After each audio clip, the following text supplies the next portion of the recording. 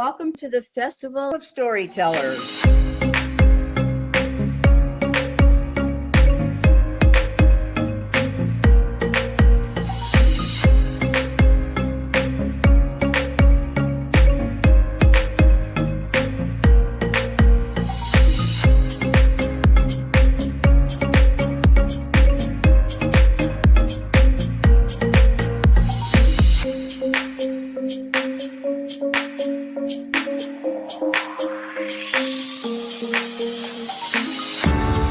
I can't tell you how excited I am to be on right now.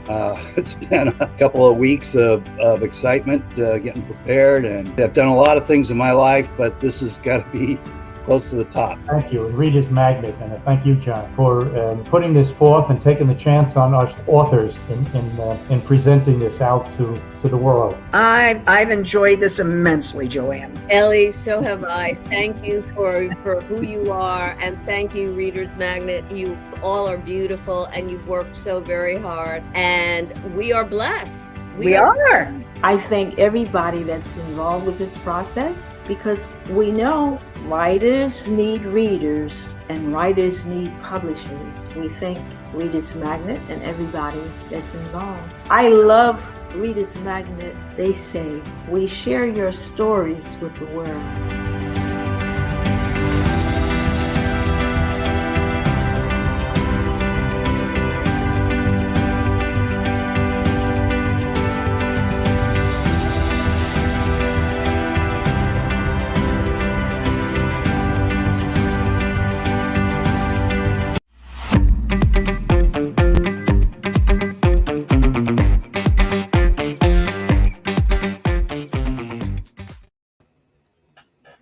Hi, everybody.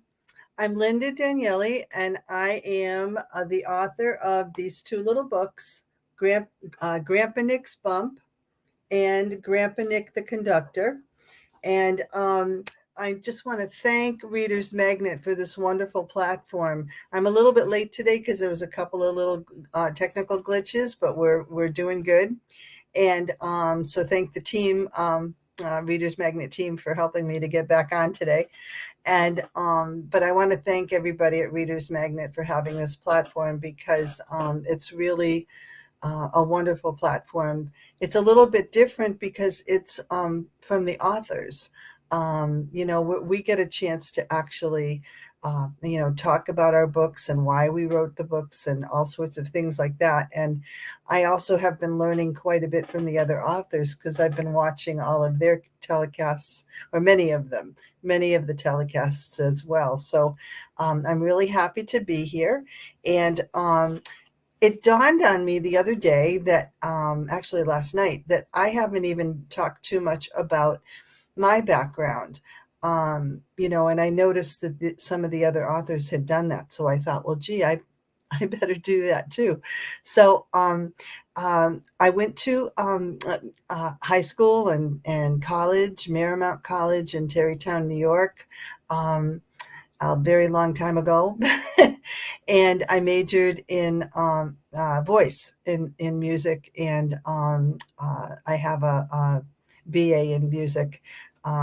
And then I went on to get an elementary school certification, K through 6th grade as well. Hi, Monique. It's good to hear from you again. I'm doing well. So anyway, so I, went to college at Marymount, and then I got my master's degree in public administration with a political science slant to it. And I've worked all my life. Most of the time, a lot of the time when my son was little, I volunteered at different places. I can see that the sunlight is just coming in here, and it's going to be all too bright. This is a very warm, hi, thank you, Margaret. It's kind of a warm fall day, and the sun is just piercing. It's a really beautiful day today. And so I just closed my curtain. There's a curtain right here, so you may not be able to see that. Anyway, so I went to American International College in Springfield, Massachusetts, here in the States, and I enjoyed it. I enjoyed school so much. I did get my teaching certificate. And when will the next book come? I'm hoping this time, perhaps next year, the Model A book that I'm working on that I had spoken about yesterday. Um, and so that's when I hope that it's going to be able to be out, so people can get it, maybe by the festival time next year. Um, so I did get my teaching certificate, and I was a library trustee in my local library here. And the difference in the special part about our library, it was the first voluntarily built public library in the United States, the first one. And I had the privilege of being chairman of the trustees on that building. Rebecca says, "I love reading these books to my kids. It makes them miss their grandparents." Okay, I'm glad you're enjoying them, though. That's really wonderful. I'm glad, So this is so that's probably like enough of my background. I am a third order Dominican. It's a lay sister. I'm not a nun. I was married and have a family and everything. So, but I am a third order Dominican, which is a lay sister. And a lot of my books have a little bit of a religious, just a little bit of a religious tint to them. Ethan says it's really a heartwarming short story about friendship between adults and young children. Yes, it is. Yes, both of these books I think are. The Bump and The Conductor. I think that they are heartwarming, and I hope so. I was hoping to have them be heartwarming, and that's the way people would think about them. Because I think part of this is I'm trying to build a family, or to build up family. I think that it's really, really important. Ethan says it's also a sweet tribute to your late husband. I hope so. I was hoping to do that. And again, we have a little granddaughter, and, so I started writing for her so that she would be able to have, a little family history, because Grandpa Nick's Bump is a true story, and Grandpa Nick the Conductor is also a true story, but I did make up some parts of it. It's enhanced truth. Let's put it that way. So let's see what else. I wanted to talk to you a little bit about on The Conductor. Grandpa Nick says on The Conductor that he wants to make sure that he doesn't lose his trolley key. He was worried about losing his trolley key. And this is actually, I don't know if you can see it, this actually is a trolley key. Okay. And it's the key that my husband used on the trolleys. And my husband and my son both are conductors. So we have the little trolley key, and he was always worried about losing it, because you can't get those. It's really hard to come by. So this is a picture of my husband and I. We had gone to a concert that night. And this is another picture in the back of the Conductor book, where you can see that my son and my husband were trolley conductors at a local museum here. And this is the three of us together. So that, and they have the little uniforms on. Hi, Lynda. Did I make it in time? Yes, we were late, Trevor. Don't worry, Trevor. We're doing good. We're doing good. So I was going to read the beginning a little bit in the little bit in the story, where it starts to say about he was worried about losing his trolley key. So, and I wanted you to be able to see a trolley key. So this is the beginning, and we have the little trolley. We have the trolley barn. Okay. And remember, I'm trying to do the doves. I try to find the little Holy. Oops, there he is. This side. Try to find the little Holy Spirit dove because we're never alone. Bob says, "Oh, you've done a lot of stuff." Yeah, when you get older, it adds up. Okay. So this is a little part of the story. All right. It was a very cold day when Grandpa Nick arrived with his 14-year-old son, Anthony. Anthony asked, "Dad, how do we get her out of the barn? The doors are frozen. Let's see if we can pull them a little," said Grandpa Nick. Pulling as hard as they could, the doors popped open to a black, greasy, oily, smelling, and totally grungy trolley barn. It was very dirty in there. And there's the trolley that they're looking for. Pearl Mountain number 3. Grandpa Nick, using his trusty flashlight, made his way to the back of the barn. In the corner, his flashlight caught sight of a green and gold shiny surface. There were gold letters with black trim saying, "Pearl Mountain number 3. "There's the Pearl," Grandpa Nick exclaimed. Anthony found the light switch and turned on the barn lights. He heard scurrying in the corner that startled him a little. Mice, he thought, and went to help Grandpa Nick. Grandpa Nick found the large bronze trolley key and hung it in the corner over the brake wheel. "Let's not lose that key," Grandpa Nick mumbled to himself, and that would be this key. Okay, and again, these are hard to come by.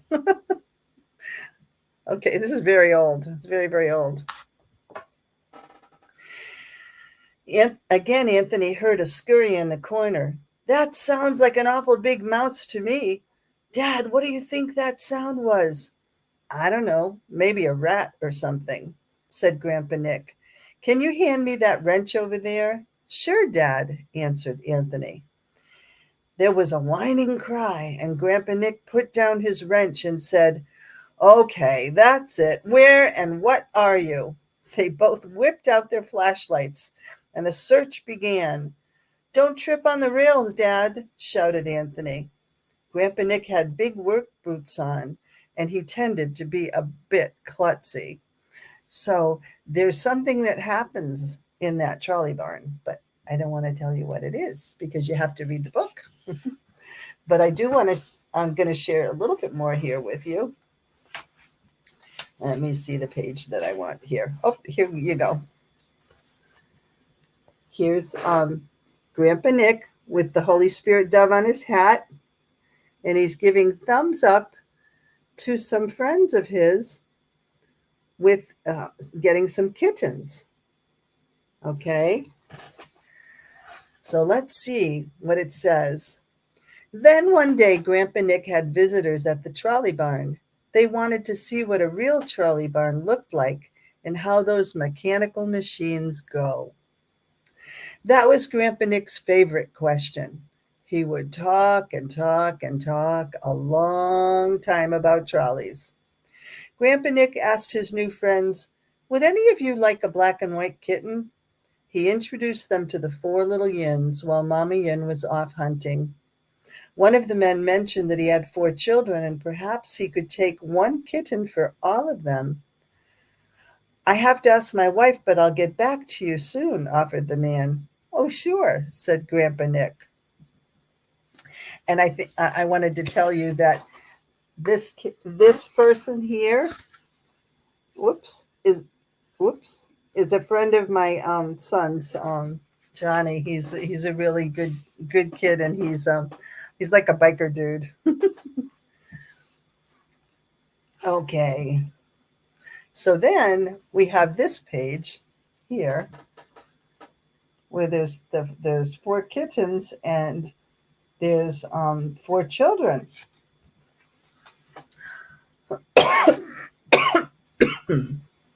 And it says, a few days later, the gentleman came back with his wife and 4 children. "Which one do you want to take home, kids?" he asked. "This one, that one. Oh, This one's for me. No, I want one, they all cried out. Let's take them all, they giggled. The husband looked at his wife, and the wife looked at her husband. What do you think? Asked the wife. If it'll make them happy, I don't see why not, said the husband. Yippee! Yelled the four children, waving their arms and jumping excitedly up and down. They gathered the four little yins up and put them in a box to go to their new home. Grandpa Nick had lollipops in his jacket pocket. As he gave each child a lollipop, he asked them, What are your names so I can tell Mama Yin when she comes back from hunting? My name is Emma. My name is Joseph. My name is Margaret. My name is Sean, they all said one by one as they happily got their treat. Congratulations on your new little family, smiled Grandpa Nick. Mama Yin came back from hunting and noticed that the four little yins were not there. A little sad, she jumped on Grandpa's shoulder and purred a soft purr and then comfortably fell fast asleep. And then, here we go. Oh, looky.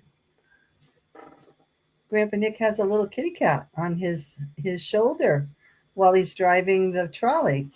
And this is the heavenly trolley. And the heavenly trolley there with the rainbows. Over the years, Mama Yin stayed with Grandpa Nick. She would always snuggle up on his shoulder while he drove the trolley on his route.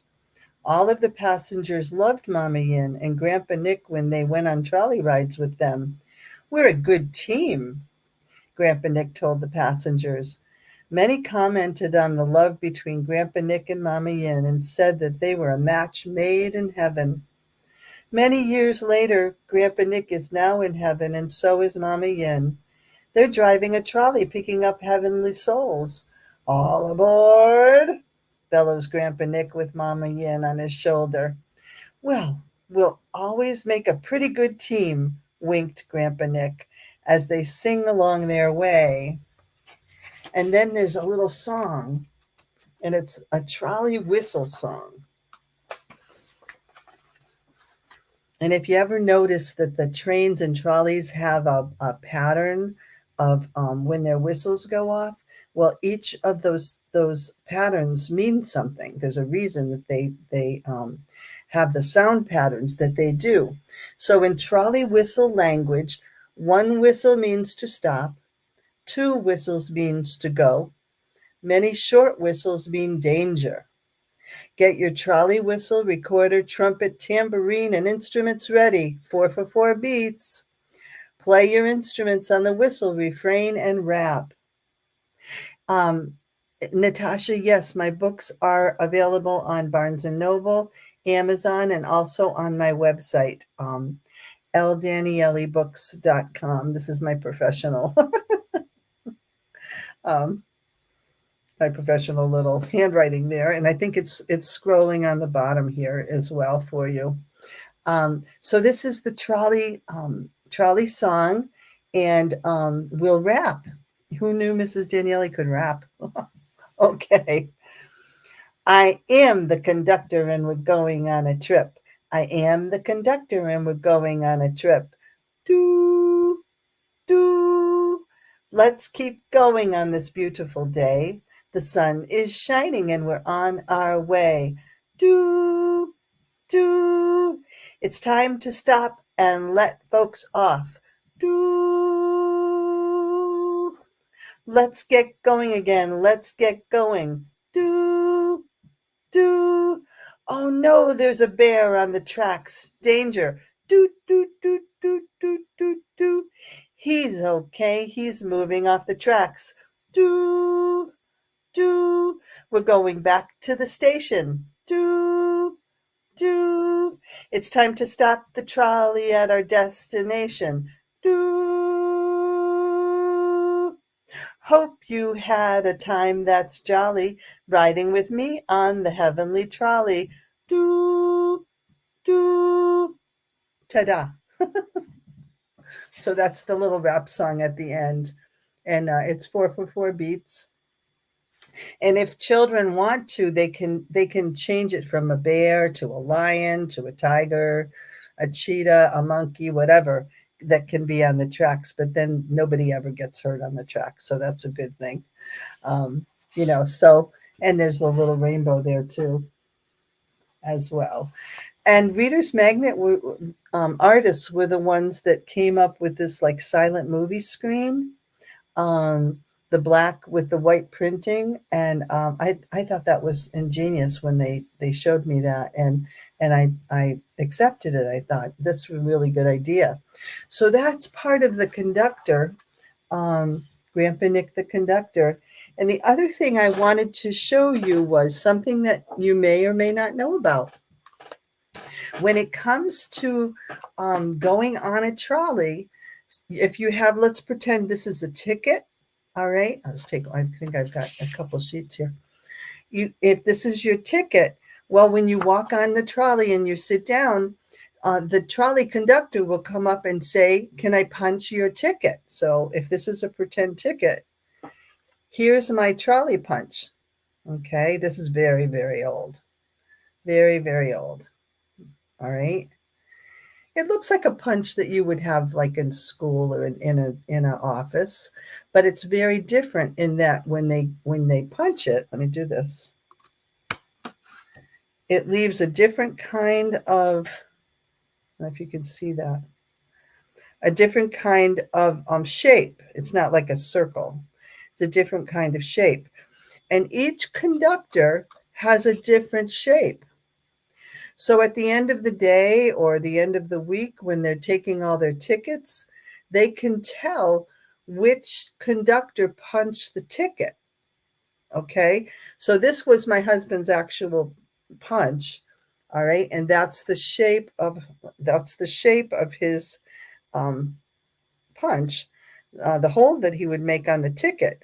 But another conductor might have a different, maybe would have a star, maybe a zigzag, maybe a lightning bolt or whatever. It would be a different shape. So they could tell who did that punch. And then if there was a problem, they would be able to go back to the conductor and say, "Oh, you know what? We need to fix this," or whatever the situation might be. But a lot of times when we go on a train, sometimes they do this on buses as well. So it's the identification of the conductor is on the punch. So each one of these punches is different because of the hole that it makes. Okay, so I thought that would be something that maybe a little trolley trivia that you might like to learn about. And tomorrow, the plan is, Lord knows things change, but the plan for tomorrow at 4:30 is my son and some of the kids from Grandpa Nick's bunk, who are now 2 are in college and 2 are in high school. We're planning to have them come.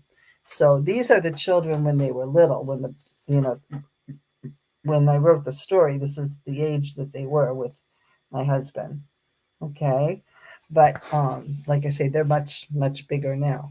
And so my son, who is a trolley conductor, and he's also an engineer and a mechanic as well.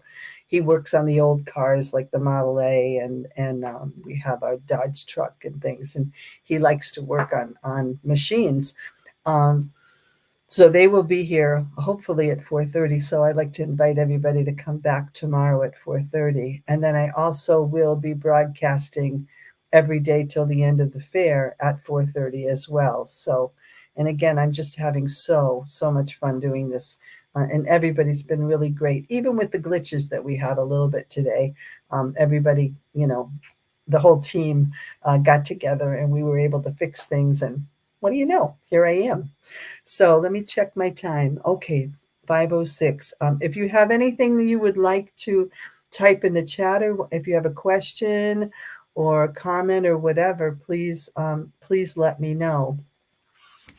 The other little thing that I've been doing is, after I do the Grandpa Nick and the Model A story, which is about, you've seen this, if you've been following me, you've seen this, is about this car right here. Okay. A 1931 Model A Ford. It's like 90 years old. I'm doing Grandpa Nick, The Adventures of Grandpa Nick and the Model A. And after that, I'm hoping to do a little book of poetry. And this is one of the poems I thought I would read. It's kind of short because we're really running out of time. I can't believe how fast this went.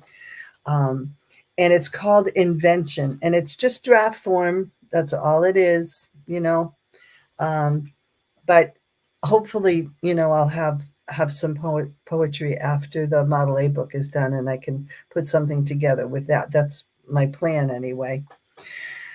It's called Invention, and it's not like a mechanical invention. It's like an invention for music. Bob says, I love your books, Lynda. I hope we get more of them. Well, I'm working on it. Thank you. Okay. And I see we have 7 minutes left. Okay. So the invention is not to like make something new, like a new computer, that kind of invention. It's a musical invention, like piano practice, that kind of invention that I'm talking about. Wrens are singing outside my porch window. Hummingbirds are back for the season. I listen intently to their songs of wisdom, trying to understand the very reason I cannot sing so purely.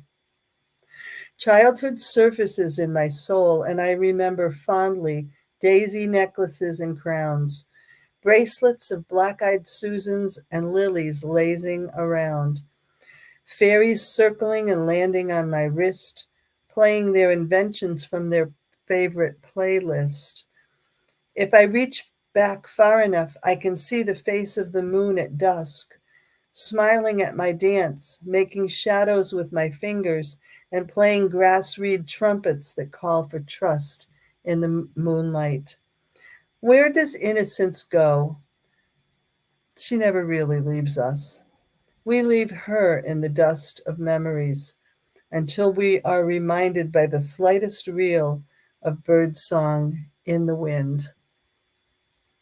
Okay, so that's a little poem called Invention. With the Model A, I did see, I think I saw a little chat go by that said somebody, I didn't catch the name, that somebody liked old cars. Old cars. Oh, okay, from Monique. Okay, thank you. I we have a bunch of cars. My husband and my son both loved cars, and cars can start out as a hobby, and then they can turn rather quickly into quite an addiction, especially if you like turning a wrench. And my son loved that. Hopefully you'll meet tomorrow. My son loves to work on anything pre-computer. So the old ones he really loves doing. And the Model A car now is his. It's his car now. So that's the next thing that I'm working on. The poetry will be later. I'm thinking the poetry will be like 2024, and hopefully the Model A one will be next year. Takes a little time to do this because it's a funny thing. Life gets in the way of the best of our plans. I can read the dedication. I think the dedication is pretty solid for the Model A story, The Adventures of Grandpa Nick and the Model A. And this again is just draft form. I dedicate this book to my family, a spark plug of happiness, my friends, the fuel of perseverance, my faith, the engine and key to wisdom, and to you and yours, my reason for writing. And I really thought really hard about that. And then I also said, may we all have happy adventures to remember forever. But my family is a spark plug of happiness. When we get together, we really, really do have a good time. My friends have been with me for many, many years, and they are the fuel of perseverance. I love that word, perseverance, because that's what it's all about. If anybody out there wants to write and they really, it's something that they've always wanted to do, just start. Just start. Even if it's one sentence, just start. Because, people want to know what you're thinking. They want to know how you feel about things. And it's just really important to start. So that would be my little advice there. And my faith, the engine and key to wisdom. I really do believe that. I believe that my faith is what runs everything. Without that, I don't know what I would be doing. And may we all have happy adventures to remember forever. Also, in the Model A book, I'm going to have the children find the Holy Spirit dove again as well. Let's see. And I did say the Holy Spirit is always with us. Can you find him throughout the book? And I hope to have a lot of photographs of the old cars. One of the things that we did with the Model A was a trip to Mount Washington, which is it's beautiful. It's just, if you ever get a chance to go, it's just really, really beautiful. And, and we went to Mount Washington. We've gone to New York City many times. And that's where this actually came from, is that we had taken a trip to New York City, and it was called the London, in years and years ago, there was a run called the London to Brighton run in England. And this was like another version of it. And it was the Brighton to Brooklyn, or Brooklyn to Brighton run. And we had to go over the Brooklyn Bridge, which is this picture. And there's another picture that I have here, if I can get it to show you. This is the same day. Okay. It's the same time, way back in 1983. So my son was just a baby, but that's going over. That's not the Brooklyn Bridge, though. Oh, yes, it is. It is the Brooklyn Bridge. Okay. New York Veteran Car Rally, and it coincided with a similar event in Great Britain, the annual London to Brighton Antique Car Rally. So we would kind of trying to do it at the same time.